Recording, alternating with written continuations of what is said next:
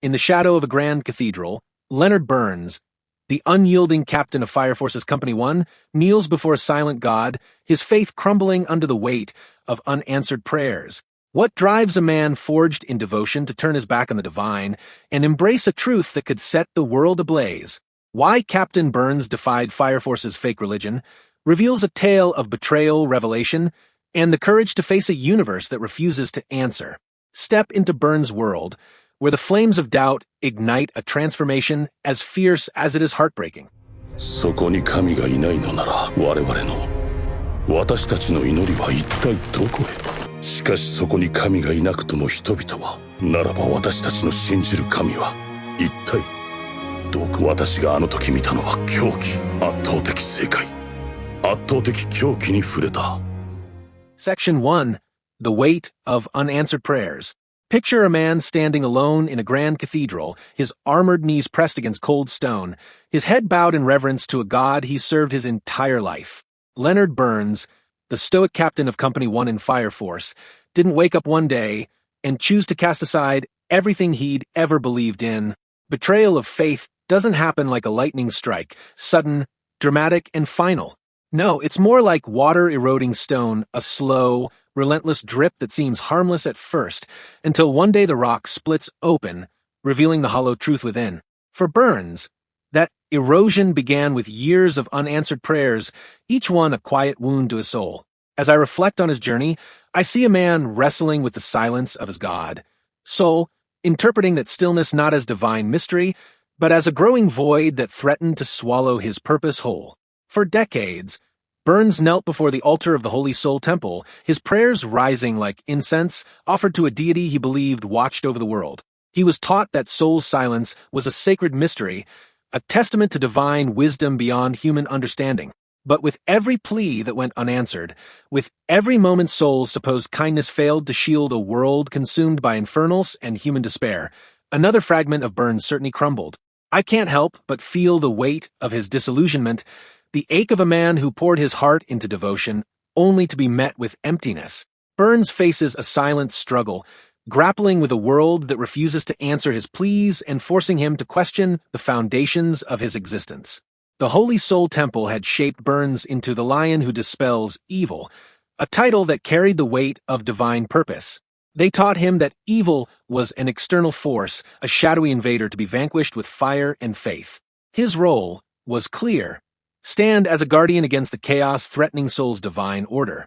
But as Company 8's investigations peeled back the layers of deceit within the temple, Burns was forced to confront a far uglier truth. The corruption wasn't some distant enemy breaching the walls, it was born within them, nurtured by the very institution he'd sworn to protect. The temple's collaboration with the White Clad, the very adversaries they claimed to oppose, wasn't just a betrayal of principle. It was a revelation of the rot at the heart of his faith. I can almost see Burns standing in the shadows, his single eye burning with realization, much like Levi Ackerman in Attack on Titan, who once said, "The only thing we're allowed to do is believe that we won't regret the choices we made." For Burns, the choice to keep believing in the temple's sanctity was becoming harder to justify. When Raffles, the revered leader, summoned the Fire Force captains to declare an alliance with the White Clad, it wasn't merely a moment of political maneuvering. It was the shattering of a facade, the final crack in the stone of Burns' faith. To me, this moment feels like a gut punch, a betrayal not just of Burns, but of every soul who ever looked to the temple for hope. The Holy Soul Temple's willingness to embrace their supposed enemies laid bare a truth Burns had perhaps always sensed but refused to face. His God was either powerless to stop such corruption, or, worse, complicit in it. Either way, the prayers he'd offered, prayers for guidance, for salvation, for a world free of suffering, had been falling into a void. Not because of divine mystery, but because there was no one listening who cared enough to answer. Burns stood at a crossroads, forced to decide whether to cling to a hollow faith or forge a new path through the ashes of his beliefs. As I dwell on Burns' story, I can't shake the sense of personal loss it evokes. His journey feels like a mirror to anyone who's ever poured their heart into something, be it a cause, a dream, or a belief, only to find it flawed, fractured, or false. The temple's betrayal wasn't just an institutional failure, it was a deeply personal wound, one that cut to the core of Burns' identity. The slow collapse of his faith wasn't just about questioning Soul, it was about questioning himself, his choices, his life's work. And yet, in that unraveling, there's a spark of something raw and human. The courage to face the truth, no matter how painful. Burns' story, interwoven with the struggles of characters like Levi, reminds us that faith, when tested, can either bind us to lies or set us free, to seek a truth worth fighting for. Leonard Burns 大隊長、あなたはその右目を代償に見たはずです。あなたたちの目的は何だ？この地球を太陽にすることです。かつての太陽がそうしたように。圧倒的正解。圧倒的狂信。Section 2. The Evangelist's Honest Offer. When Leonard Burns, the stoic captain of Company 1, first communes with the Evangelist through Jaume's Adala link, it's not a moment of seduction or betrayal. It's a homecoming, a soul-shattering revelation that feels like the universe itself whispering his name. Unlike the empty teachings of Soul, the deity he's served for decades, the Evangelist offers something far more profound than blind promises of salvation. In that space between worlds where human consciousness bleeds into Adala, Burns didn't have to interpret silence or rationalize suffering. He could see, directly and undeniably, a force that acknowledged the world's darkness rather than pretending it didn't exist. Soul, the god of the Holy Soul Temple, demands unwavering faith without evidence, a loyalty built on silence and submission. For years, Burns knelt in prayer, seeking answers, only to be met with the cold echo of his own doubts. The temple preached purity while masterminding manipulations in the shadows, claiming divine will as their shield. Compare this to the Evangelist's unapologetic clarity. Through Jaume's Adala link, Burns experiences a direct communion with a force that doesn't shy away from the world's darkness. It's a moment similar to Eren Yeager's realization in Attack on Titan, when he glimpses the future through the founding Titan's power, a truth so vast and terrible it redefines everything he thought he knew. The Evangelist doesn't ask Burns to ignore suffering or rationalize it as part of some grand, benevolent plan. Instead, it lays bare a universe where pain and destruction are not mistakes, but integral threads in the fabric of existence.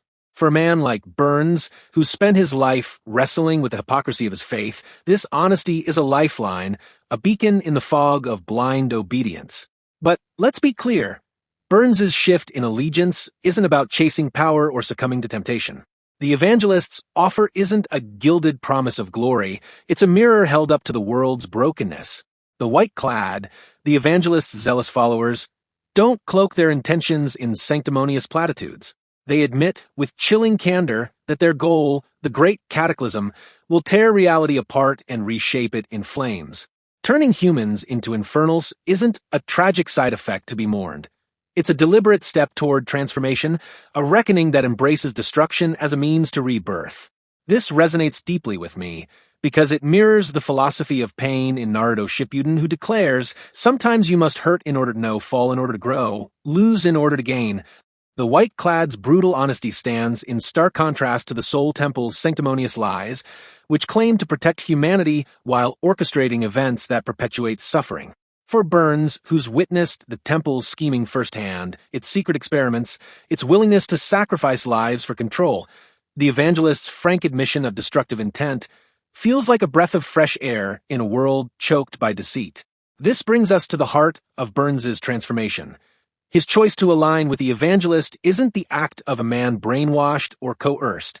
Jaume, with her talking head ability, stands ready to bend his mind, to force his loyalty through psychic manipulation. But she finds no need for such measures. Burns has already made his decision, not out of weakness, but out of a clarity born from years of disillusionment. He's seen the Soul Temple brand rebels as heretics, watched them justify atrocities under the guise of divine will. In contrast, the Evangelist's vision, though terrifying, is transparent. A world reborn through fire, no matter the cost. Burns chooses a path that doesn't pretend to be noble, but is undeniably his own. He lures Company 8 into a trap, brands Akatoru Obi a rebel, and sets the stage for their downfall. Not because he's lost his way, but because he's found it. To him, serving a god who admits its cruelty is far more honest than bowing to one that cloaks its failures in false righteousness. What strikes me most is how personal this feels. Burns's journey isn't just a plot point. It's a reflection of every moment I've questioned the systems around me, governments, institutions, even religions that promise salvation while ignoring the world's pain. The Evangelist's offer to Burns feels like a challenge to all of us. What do you do when the truth you've been fed is a lie and the only honest voice comes from a force that promises destruction? Burns chooses the path of brutal clarity, and in doing so, he forces us to confront our own choices. Do we cling to comforting illusions, or do we face the flames of truth, no matter how much they burn?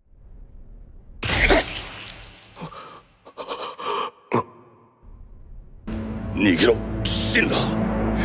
5-2、あとは頼む。行け、シンラ。祈ろう。何も望まなかった私の祈りだが、最後に頼むぞ。Section 3. The Serenity of Authentic Death. When Burns's own doppelganger impaled him after Shinra's victory, creating what Haumea called a new pillar, his reaction wasn't the expression of a man facing defeat, but of someone who had finally achieved authenticity, even if the nature of that achievement remains shrouded in mystery. A man who has spent his entire career fighting flames, now standing calmly as his shadow self prepares to end him. There's something profoundly honest about that moment, something that cuts through all the religious posturing and military protocol to reveal the raw truth of who Leonard Burns had become. The official narrative predictably blamed Shinra for Burns's death. The Empire painted Company 8 as traitors who had murdered a captain in cold blood, because that story was simpler than the reality. It's easier to have heroes and villains than to acknowledge that sometimes good men are destroyed by their own contradictions. But those who witnessed the battle knew the truth was far more complex. Burns had been destroyed not by an enemy's hand, but by his own shadow made manifest. The doppelganger that impaled him represented the perfect metaphor for Burns's spiritual journey, even as it left questions about his ultimate fate unanswered. In Adala, every human has a shadow self, another version that exists in parallel. When these versions try to merge with their human counterparts, the result is spontaneous human combustion, the very phenomenon Burns had spent his career fighting. It's almost poetic, really. Here was a man who had dedicated his life to preventing people from burning alive, only to discover that the flames he'd been fighting were nothing compared to the fire burning inside himself. His apparent death by doppelganger was Burns finally confronting the shadow version of himself that had been growing stronger as his faith in soul weakened. Think about what that means. Every doubt he'd suppressed, every moment of anger at an absent God, every time he'd questioned whether his devotion was worth the suffering it demanded, all of that had been building up inside him like pressure in a steam engine. The doppelganger wasn't just some mystical phenomenon, it was the living embodiment of everything Burns had refused to acknowledge about himself. Whether he truly died or simply transformed into something else entirely, the man who reacted in that moment wasn't the Leonard Burns who had knelt in Soul's temples. But he also wasn't a completely different person. He was the synthesis of both versions, the faithful captain and the questioning heretic finally unified. This transformation didn't happen overnight. Burns had been moving toward this moment for years, probably since the first time he'd prayed to Soul and felt nothing but silence in return. The faithful captain and the questioning heretic had been at war inside him, and that war was tearing him apart. The doppelganger was simply the external manifestation of an internal battle that had been raging for decades. His calm demeanor before the impalement was the expression of someone who had stopped fighting against his own contradictions, regardless of whether those contradictions would prove fatal or transformative. Here was a man who had spent his entire adult life trying to be what his faith demanded, finally allowing himself to be what his experience had made him. Imagine carrying that weight every single day. Waking up knowing that your prayers go unanswered while children burn alive in the streets, that your God remains silent while evil men prosper, that your faith demands you believe in mercy while your eyes show you only cruelty.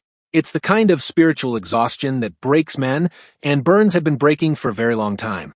The Evangelist had offered him permission to stop pretending that the universe was anything other than what it appeared to be, a place where suffering was real, where power mattered more than righteousness, and where the only honest response to existence might be to help it burn itself into something entirely new. It wasn't salvation she offered him, it was honesty.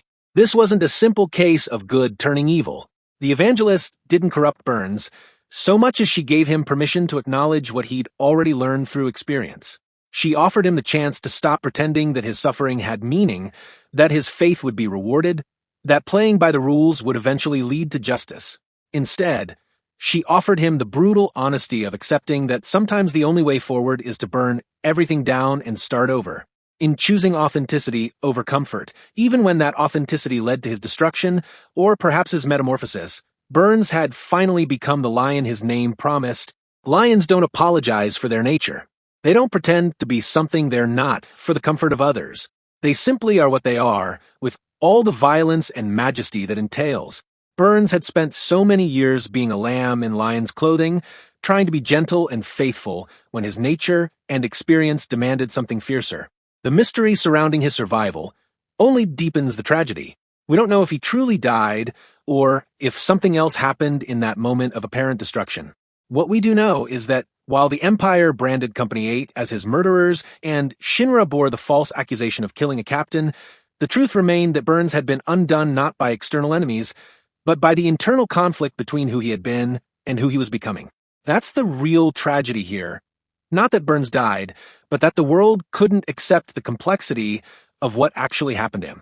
It's easier to blame Shinra, easier to make Company 8 into villains, than to grapple with the reality that sometimes good men are destroyed by forces beyond anyone's control.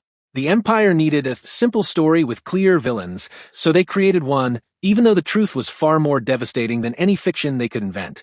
Whether he found peace because he was embracing death, or because he understood that what looked like death was actually another kind of birth, his expression suggested.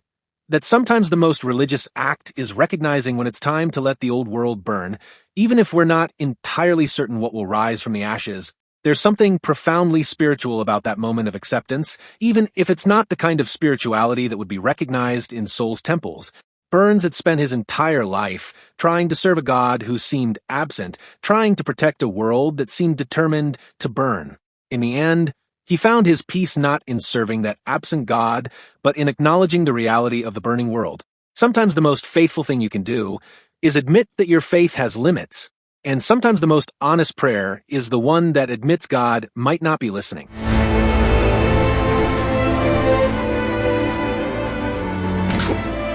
祈ろう。何者ぞま。